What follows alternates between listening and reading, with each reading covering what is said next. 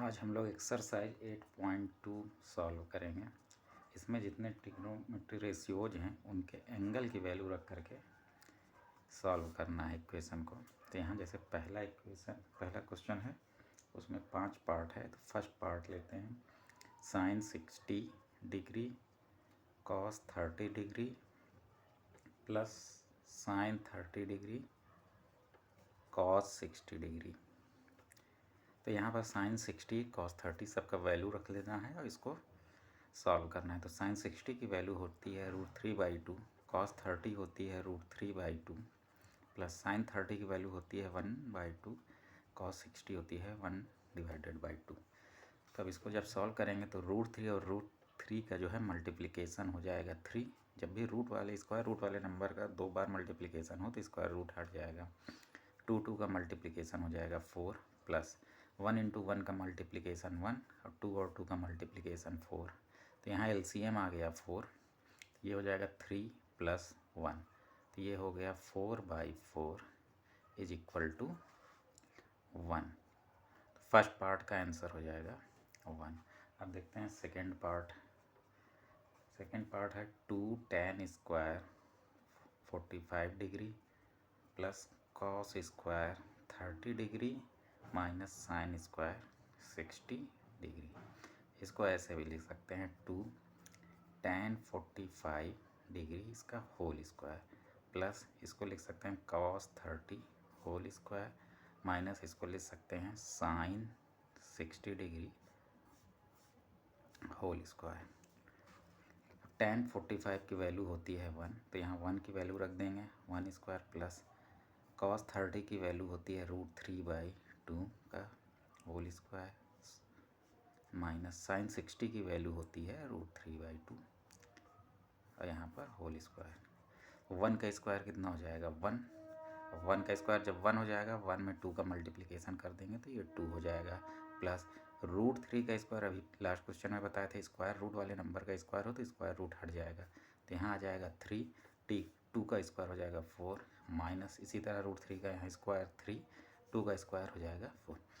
ये same number, ये plus ये माइनस एक दूसरे से कैंसिल आउट हो जाएंगे। जब इनको सम करेंगे तो ये 0 हो जाएगा, तो इसका फाइनल आंसर क्या आ जाएगा 2। ये फाइनल आंसर हो गया 2। अब इसी तरह देखते हैं थर्ड क्वेश्चन क्या है।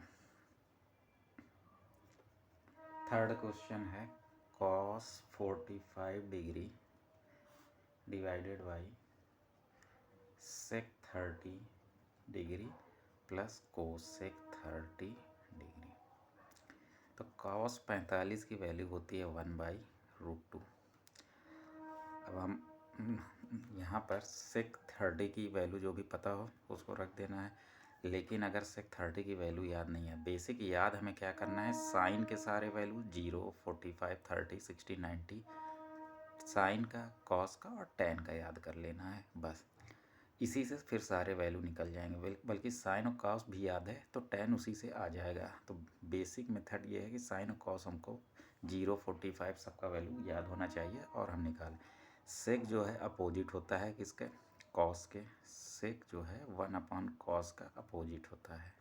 तो अगर हम cos 30 निकाल लें, cos 30 की हमको वैल्यू पता हो जाए तो उसका अपोजिट कर देंगे, वो sec 30 की वैल्यू हो जाएगी। तो cos 30 होती है √3/2, तो इसका मतलब हो गया sec 30 की वैल्यू हो जाएगी 2/√3 प्लस कोसेक जो होता है, कोसेक और साइन एक दूसरे के अपोजिट होते हैं। साइन जो होता है 1/cosec होता है। तो अगर हमें साइन 30 की वैल्यू पता है, उसका जस्ट अपोजिट कर देंगे तो कोसेक की वैल्यू पता चल जाएगी। या तो इसको याद रखें, लेकिन इससे बहुत ज़्यादा रेशियो हो जाएगा, इसलिए याद करने के लिए हम प्रेफर नहीं कर रहे हैं। बस याद करने के लिए साइन और कॉस याद करना है, tan भी साइन और कॉस से निकल हो जाएगा। अगर आगे क्वेश्चन में मिलेगा तो बताएंगे। तो यहाँ साइन 30 की वैल्यू होती है 1/2, तो कॉसेक 30 हो जाएगा 2/1। अब इसको सॉल्व कर लेते हैं। ये ऊपर रहेगा 1/√2, डिनोमिनेटर में यहाँ पर LCM कितना आ गया √3, तो ये हो जाएगा 2 × 1 = 2 प्लस 2√3। अब इसको एक और स्टेप सॉल्व करेंगे। तो जो फोर्थ पोजीशन पे रहेगा उसको फर्स्ट पोजीशन पे चला जाता है, तो ये हो जाएगा 1 इंटू रूट थ्री। ये जो सेकंड पोजीशन पे है √2, ये नीचे आ जाएगा डिनोमिनेटर में 2 + 2√3। इस तरह से ये हो जाएगा।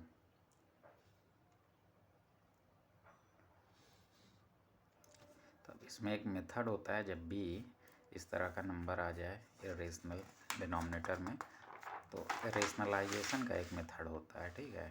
तो हमारी वैल्यू अभी यहाँ पर कितना आ गई थी, √3 इंटू 1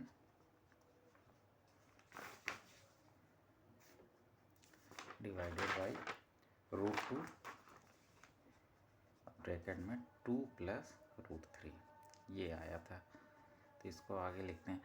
तो इसको रेशनलाइजेशन करने के लिए ये जो भी नंबर रहेगा 2 + √3 है, तो न्यूमरेटर और डिनोमिनेटर में 2 - √3 से मल्टीप्लाई कर देंगे। यहाँ माइनस होता तो हम प्लस से मल्टीप्लाई करते हैं। देखते हैं कैसे। √3 इंटू 1 का मल्टीप्लिकेशन हो जाएगा √3 अपॉन मल्टीप्लिकेशन कर देंगे 2 - √3 से, क्योंकि यहाँ 2 + √3 था। तो ये √2 2 + √3 पहले से है और ये 2 - √3। किसी भी नंबर में जब भी रेशनलाइजेशन करेंगे तो सेम नंबर से न्यूमरेटर और डिनोमिनेटर में मल्टीप्लाई करेंगे। जैसे कि मान लेते हैं कोई नंबर है, इसमें 4 से हमें मल्टीप्लाई करना है, तो 4 से डिवाइड भी करेंगे तब भी ये नंबर 2 ही बना रहेगा। सिर्फ 4 से अगर मल्टीप्लाई कर दिए, ओरिजिनल नंबर 2 था, 4 से मल्टीप्लाई कर देंगे तो ये 8 हो गया। लेकिन जब 4 से फिर डिवाइड कर देंगे तो फिर से ये 2 आ जाएगा।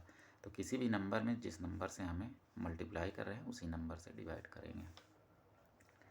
तो इसको इसी तरह मल्टीप्लाई कर देते हैं। तो √3 से इन दोनों में मल्टीप्लाई करेंगे तो 2√3 माइनस √3 और √3 का मल्टीप्लिकेशन हो जाएगा 3 डिवाइडेड बाई,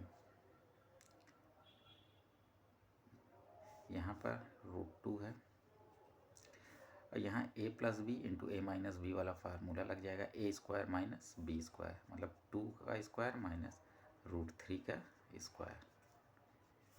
तो ये ऊपर 2√3 माइनस 3 डिवाइडेड बाई यहाँ √2, ये हो जाएगा 2 2 जब 4 - 3, तो 4 - 3 कितना हो गया, 2√3 minus 3 divided by 4 - 3 1 1 into √2।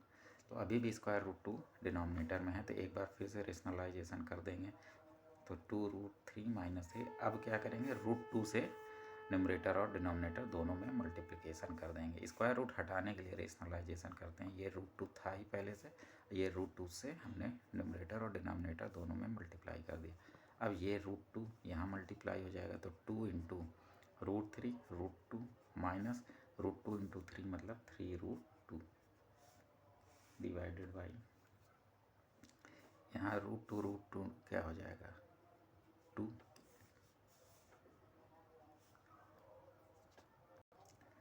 Sorry, यहाँ पर 2 + 2√3 था क्वेश्चन में, तो यहाँ पर 2 - 2√3 से रेशनलाइजेशन करेंगे। ये 2 + 2√3 2 - 2√3। तो जब इसको √3 इंटू 2 का मल्टीप्लिकेशन 2√3 माइनस यहाँ पर आ जाएगा 3, √3 इंटू √3 3 और ये 2 3 इंटू 2 आएगा। इसी तरह यहाँ पर था √2 था ही, 2 इंटू 2 का स्क्वायर माइनस ये √3 का स्क्वायर ना होगा 2√3 का स्क्वायर हो जाएगा।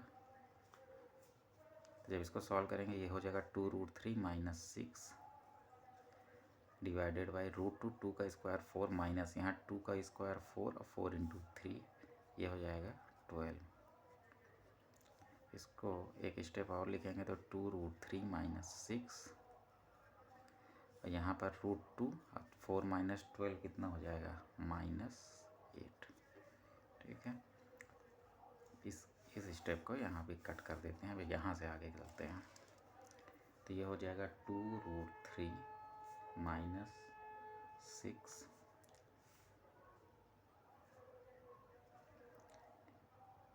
On √2 into -8। ठीक है, अब √2 से रेशनलाइजेशन करने के लिए न्यूमरेटर और डिनोमिनेटर में मल्टीप्लाई कर देंगे।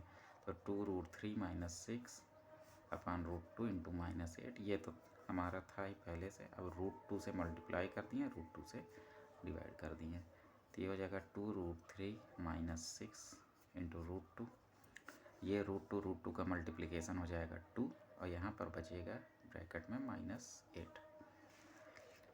अब यहाँ देख लेते हैं, यहाँ से 2 कॉमन ले सकते हैं तो अंदर बचेगा √3 - 3 ये बचेगा इंटू √2 है, यहाँ पर 2 कॉमन लेंगे तो ये हो जाएगा -8, तो 2 से 2 कैंसिल आउट हो जाएगा।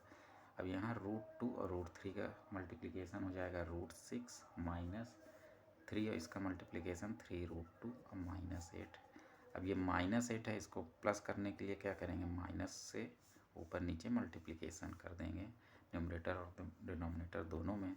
तो ये माइनस या तो हम न्यूमरेटर में लेके चले जाते हैं तो यहाँ पर -√2 6 हो जाएगा प्लस 3√2 हो जाएगा डिवाइडेड बाई ये माइनस की जगह प्लस। अगर माइनस साइन -1 से इसमें मल्टीप्लाई कर दें तो ये -√6 हो जाएगा और ये प्लस 3√2 हो जाएगा और -1 से फिर यहाँ भी मल्टीप्लाई करेंगे तो माइनस माइनस प्लस 8 बन जाए 8 हो जाएगा।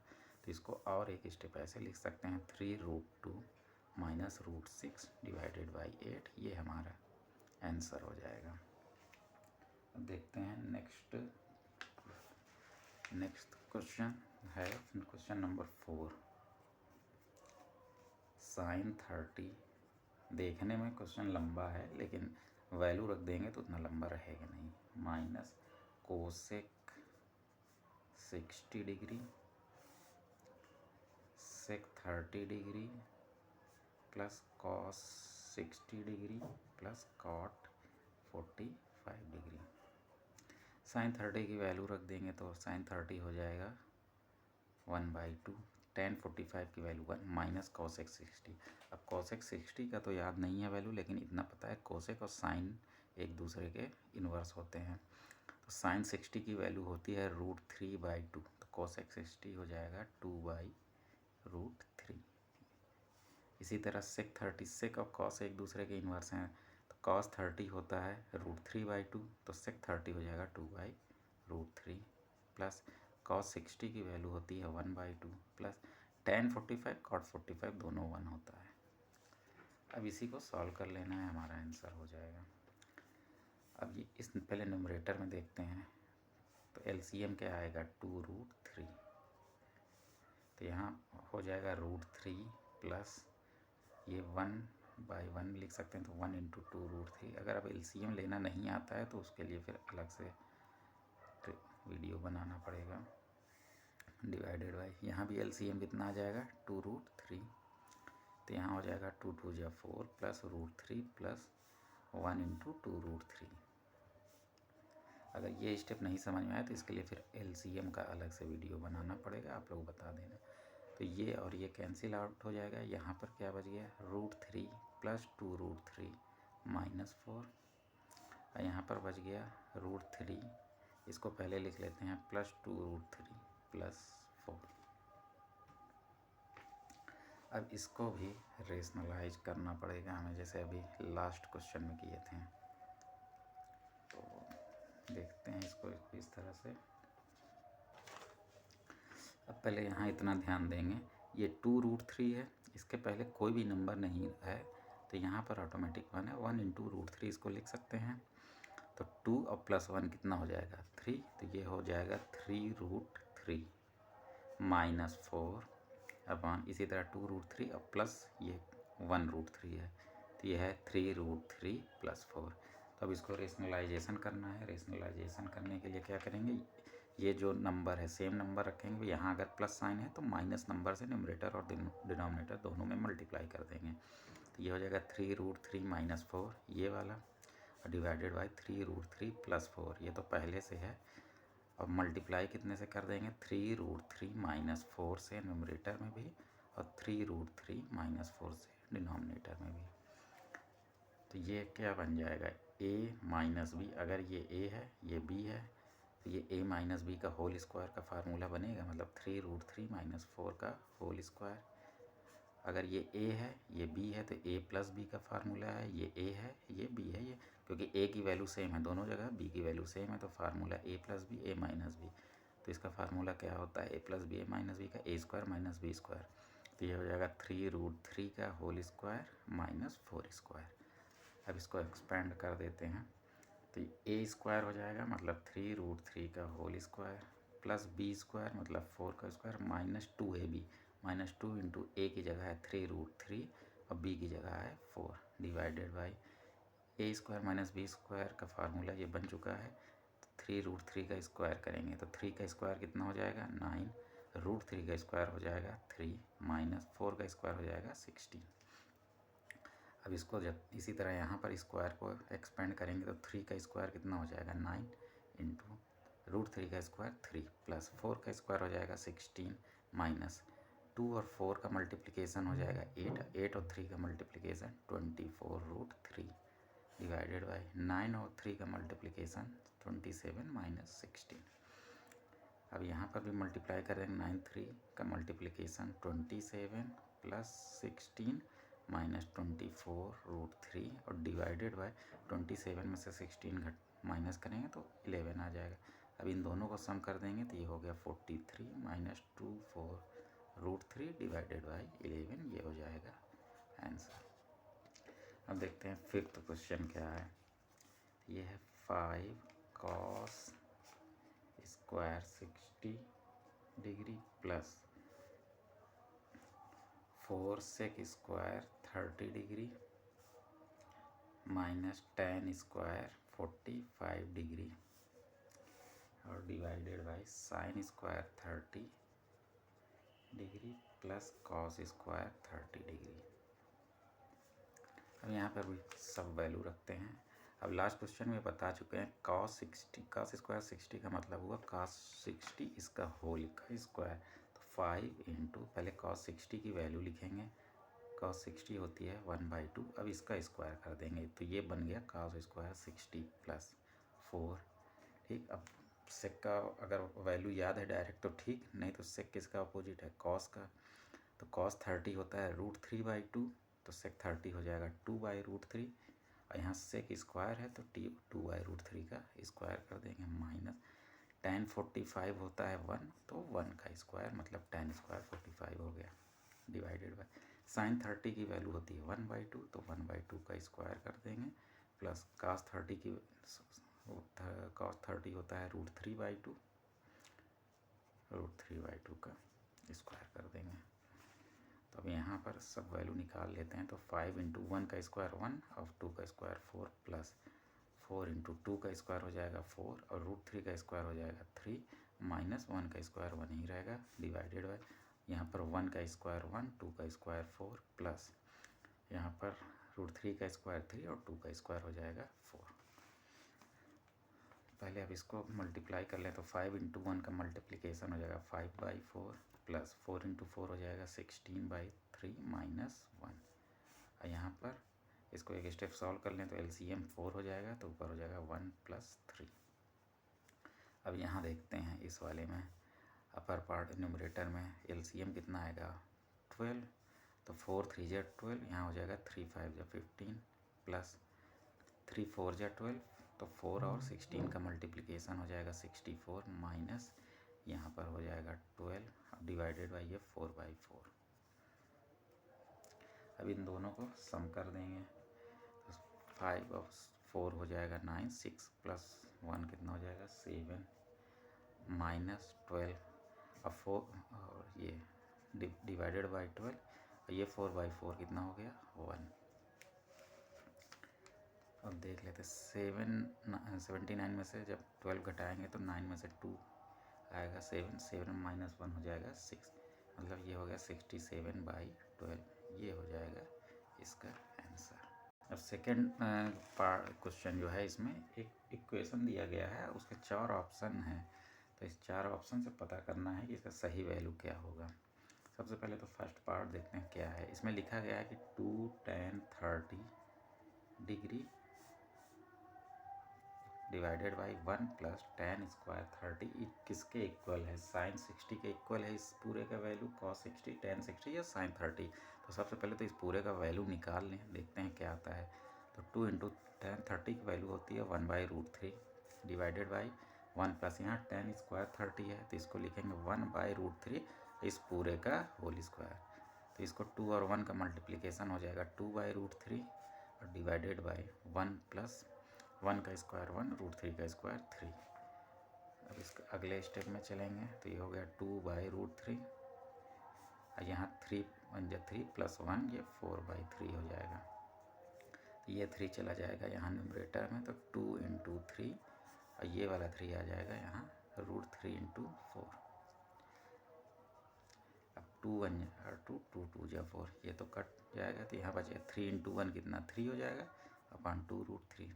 एक स्टेप इसको और लिख सकते हैं, जिस तरह √3 का हम स्क्वायर कर रहे हैं तो 3 आ जा रहा है तो 3 को इस तरह से फैक्टर भी कर सकते हैं √3 × √3। इन दोनों को मल्टीप्लाई करेंगे तो √3 का स्क्वायर हो जाएगा, √3 का स्क्वायर में स्क्वायर रूट हट जाता है तो वही नंबर हो जाए। तो किसी एक ऐसे नंबर का जिनका कोई और फैक्टर नहीं है उसको स्क्वायर रूट में फैक्टर कर सकते हैं।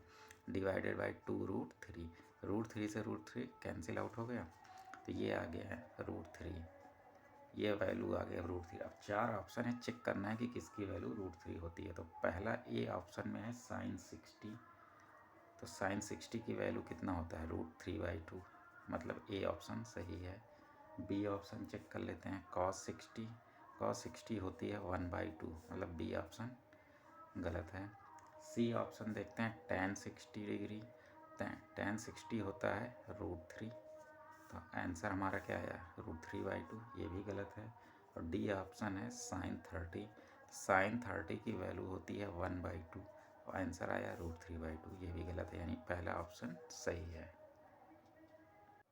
अब देखते हैं इसका सेकेंड पार्ट, दूसरे क्वेश्चन का सेकेंड पार्ट क्या है। 1 - tan square 45 degree divided by 1 + tan square 45 degree. सबसे पहले तो इसकी वैल्यू रख दें तो 1 - tan 45 की वैल्यू होती है 1, तो 1 का स्क्वायर डिवाइडेड बाई 1 + tan 45 की वैल्यू होती है 1, यहाँ tan स्क्वायर 45 है तो इस तरह से वैल्यू रख दिए। तो 1 का स्क्वायर कितना हो जाएगा 1, 1 - 1 / 1 + 1, 1 - 1 कितना हो गया 0, 0 डिवाइडेड बाई 2 = 0, 0 में किसी भी नंबर से डिवाइड करें 0 हो जाएगा। अब इसमें 4 ऑप्शन दिया गया है। ए tan 90, तो tan 90 की वैल्यू होती है 1, इसकी वैल्यू आई 0, मतलब फर्स्ट ऑप्शन नहीं है। बी में ऑप्शन 1 दिया गया है और वैल्यू आई है 0, मतलब बी ऑप्शन भी नहीं है। सी की वैल्यू दे रखे, सी में है sin 45, तो sin 45 की वैल्यू है 1/√2, मतलब ये भी नहीं है। डी में ऑप्शन दिया गया है 0, तो इसका सही ऑप्शन कौन सा हो जाएगा डी। अब इसमें जो सेकेंड क्वेश्चन का थर्ड पार्ट है, दिया गया है कि sin 2a = 2 sin a, ए के किस वैल्यू के लिए ट्रू है। पहला ऑप्शन दिया है कि ए की वैल्यू जब 0 है, तो यहाँ ए की वैल्यू 0 रख दें तो 2 × 0 कितना हो जाएगा 0, तो sin 0 की वैल्यू क्या होगी 0 होता है। और यहाँ पर देखते हैं 2 sin ए की वैल्यू जब 0 रख रहे हैं तो sin 0 की वैल्यू 0, तो 2 × 0 = 0, तो ए = 0 के लिए तो ये सही हो गया। बाकी ऑप्शन भी चेक कर लेते हैं। बी में है क्या ए की वैल्यू 30 के लिए सही है, तो सबसे पहले LHS चेक करते हैं। LHS क्या है sin 2a, तो sin ए की वैल्यू 30 है, 2a कितना हो जाएगा 60, तो sin 60 होती है √3/2।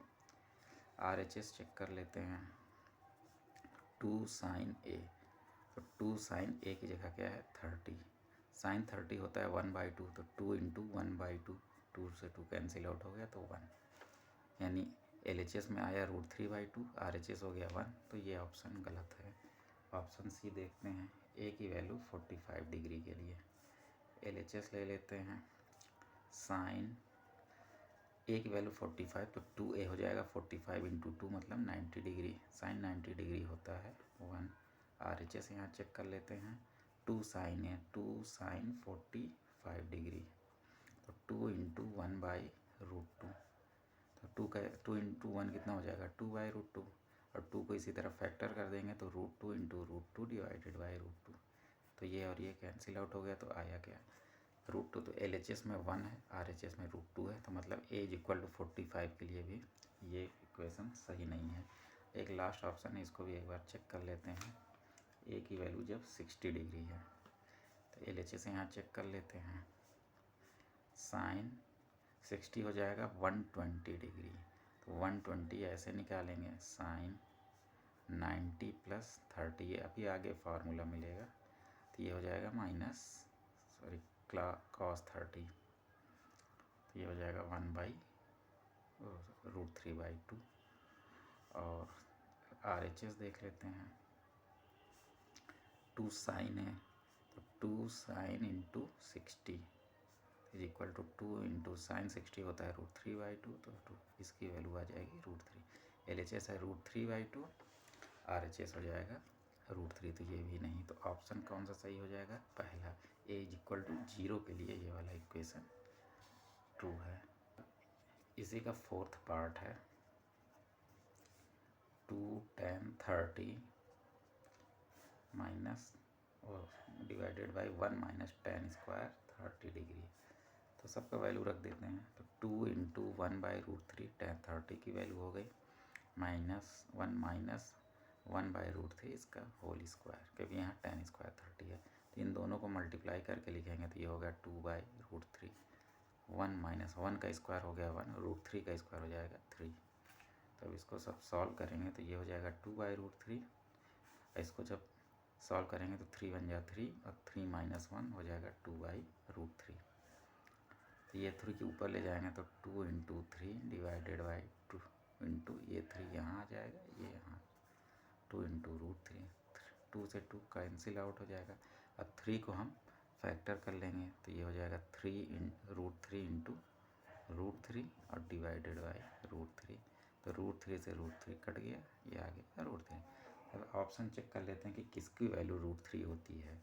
A है cos 60, तो इसकी वैल्यू तो होती है √3/2, तो ये ऑप्शन गलत है। B चेक कर लें, साइन 60, सॉरी cos 60 की वैल्यू होती है 1/2, साइन 60 होती है √3/2, तो ये भी गलत हो गया। C ऑप्शन है tan 60 होती है √3, तो ये ऑप्शन है सही। वैसे एक ऑप्शन D बच गया, उसको भी देख लेते हैं, साइन 30, तो साइन 30 होता है 1/2, तो ये भी ऑप्शन गलत है, तो एक ही ऑप्शन सही हो गया इसमें। तो देखते हैं क्वेश्चन नंबर 3 है कि if tan A plus B is equal to √3, tan A minus B is equal to 1/√3, तो एंगल A और एंगल B की वैल्यू फाइंड करनी है, जहाँ पर एंगल A प्लस B का सम जो है 90 डिग्री से कम है और 0 से ज़्यादा है, यानी ये 0 से 90 के बीच में लाई करता है। इसको सबसे पहले ये देखते हैं, तो tan A plus B is equal to है √3 tan का कौन सा वैल्यू √3 होता है, तो ये हो गया tan 60 की वैल्यू होती है √3, इसका मतलब ये हो जाएगा कि A प्लस B की वैल्यू हो गई 60 डिग्री, इक्वेशन नंबर 1। अब यहाँ पर देखते हैं, तो tan A minus B is equal to है 1/√3, तो 1/√3 जो है tan 30 की वैल्यू होती है, तो इससे ये हो गया कि A minus B is equal to 30 degree, ये हो जाएगा इक्वेशन नंबर 2। अब इक्वेशन 1 और 2 को ऐड कर देंगे, एडिंग यहाँ पर लिखेंगे इक्वेशन 1 एंड 2, ये plus B minus B cancel हो जाएगा, तो 1A सम हो करके हो जाएगा 2A is equal to 60 plus 30 जाएगा 90, तो A की वैल्यू हो जाएगी 90/2 इज इक्वल टू 45 डिग्री। अब ये A की वैल्यू इक्वेशन 1 या 2 में रख देंगे, तो इक्वेशन 1 में अगर ये वैल्यू रख देंगे तो आ जाएगी 45 plus B is equal to 60, B की वैल्यू हो जाएगी 60 minus 45 degree is equal to 15 degree. अब देखते हैं क्वेश्चन नंबर 4 है, इसमें स्टेटमेंट दिया है, वो ट्रू है या फॉल्स ये बताना है। तो इसमें सबसे पहला स्टेटमेंट है कि sine A plus B is equal to sine A plus sine B होता है या नहीं। अब इस स्टेटमेंट को चेक करना है, तो कोई भी एक एंगल ले लेते हैं, let A is equal to 30 degree and B is equal to 60 degree ले लेते हैं, तो A प्लस B कितना हो जाएगा, 30 degree plus 60 degree is equal to 90 degree, तो LHS ले लेते हैं। LHS क्या है? Sine A plus B। इसका मतलब हो गया साइन 90 डिग्री, साइन 90 डिग्री होता है 1। अब RHS वैल्यू लेते हैं। RHS वैल्यू क्या है? Sine A plus sine B। A की वैल्यू में हम लोगों ने अज्यूम कर लिया 30 डिग्री, तो साइन 30 डिग्री प्लस B की वैल्यू अज्यूम किए थे 60 डिग्री, तो साइन 60 डिग्री। साइन 30 की वैल्यू होती है 1/2 और इसकी वैल्यू होती है √3/2। तो इन दोनों को सम करेंगे तो √3 + 1/2।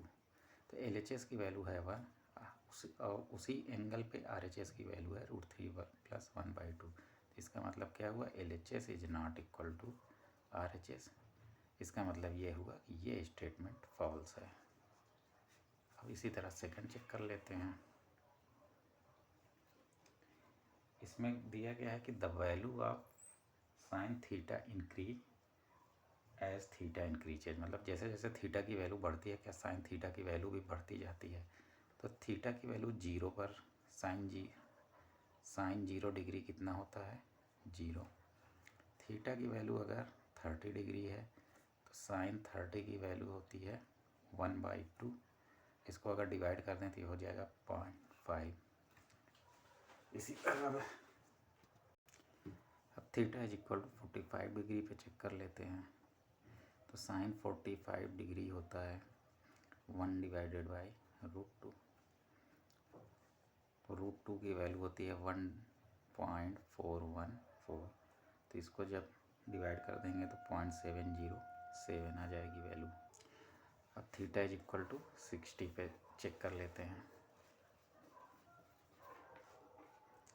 जब theta is equal to 60 degree है, साइन 60 की वैल्यू होती है √3/2 और √3 की वैल्यू होती है 1.732 डिवाइडेड बाई 2। तो इसकी वैल्यू हो जाएगी 0.866। अब theta is equal to 90 degree पर चेक कर लेते हैं। साइन 90 डिग्री, तो साइन 90 डिग्री की वैल्यू हो गई 1। अब यहाँ पर देखते हैं इसको, अगर एक साइड में सारा वैल्यू लिख दें 0, 0.5, 0.707, 0.866 और 1। तो ये अगर देखा जाए तो ये वैल्यू बढ़ते चली जा रही है, यानी वैल्यू क्या है? इंक्रीजिंग ऑर्डर में है। 0 उससे बड़ा वैल्यू है 0.5, उससे ग्रेटर वैल्यू हो गई 0.707, फिर ये उससे पिछले वाले से ग्रेटर, एक जो है 0.866 से ग्रेटर, यानी ये इंक्रीजिंग ऑर्डर हो गया। तो इसका मतलब क्या है कि जैसे जैसे थीटा की वैल्यू 0, 30, 45, 60 और 90, थीटा की वैल्यू जैसे इंक्रीज हो रही तो उसकी वैल्यू भी, ये साइन की वैल्यू भी उसी अकॉर्डिंग में इंक्रीज हो रही। तो इसका ये स्टेटमेंट क्या हो गया? ट्रू हो गया।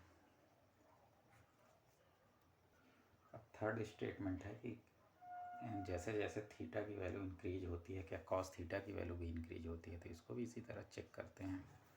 थीटा इज इक्वल टू 0 पे चेक करते हैं। तो कॉस 0 होता है 1। ये 1 वैल्यू यहाँ साइड में लिख लेते हैं।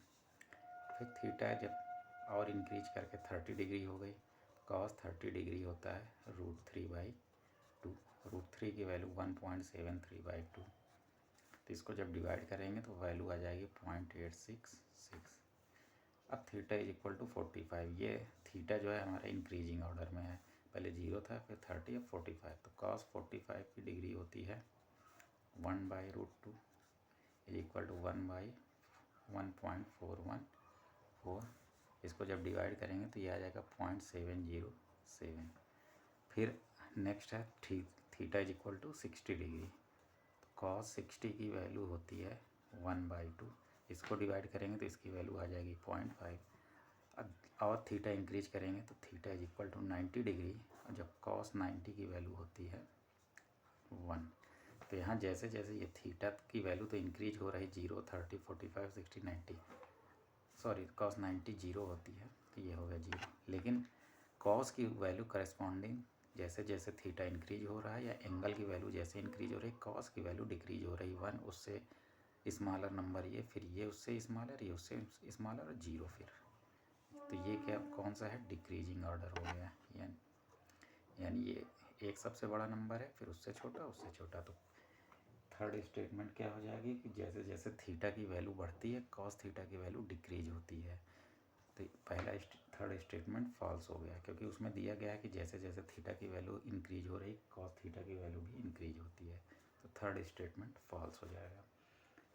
अब चौथा स्टेटमेंट दिया गया है कि क्या sine theta is equal to cos theta for all values of theta, यानी थीटा के सारे वैल्यूज के लिए क्या साइन थीटा और कॉस थीटा सेम होता है। तो चेक कर लें, मान लें theta is equal to zero पर ही चेक कर लेते हैं।